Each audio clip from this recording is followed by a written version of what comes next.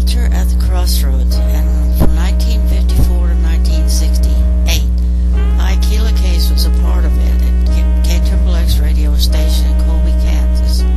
Of course, in April 1946, and with World War II over, people were trying to adjust to life without a war.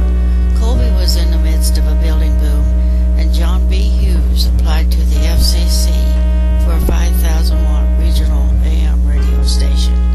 It would cover a 14-county area, and the signal would extend approximately 150 miles in any direction.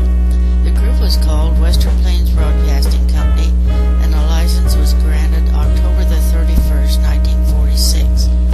After collecting the equipment and an antenna power, KXXX started broadcasting from the basement of the Cooper Hotel at 3:30 p.m. July the 14th, 1947 at 790 kilohertz. More information about this is available at the Prairie Museum of Art and History in Colby. My part in KXXX began on September the 4th, 1954. At their location is what is called the Blakesley Motel, as a typist for the individual who was dictating the commercials. No one told me that commercials were 15, 30, and 60 seconds in length, so I typed what I heard and took them down to the control room for the announcers. I soon found out that ain't the way it should be done from the unfriendly guys downstairs. As I learned about people in the process, I became the copywriter until I left in 1968 to go back to college full-time. And never did I forget that there was a time limit to be noted for each commercial. Another change was in store for Ed Mason, manager, and the 18-member staff when they moved to the new locations in South Colby.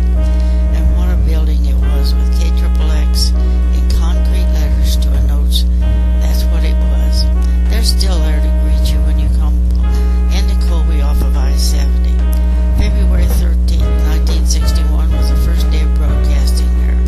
It's still operating from there in November 2013 and offers AM and FM radio programming. Of course, television and the newest and cell phone coverage is now changing the culture, but KXXX continues on. It's listened to by farmers in their tractors, combines, trucks. People still tune in to hear the sports news and current news events. The holidays were pressure times with sales to promote business, and then the special programming that kept the sense of the holiday season without overselling the products. Most people in this area remember Weatherman Snyder, who was also the engineers to keep equipment running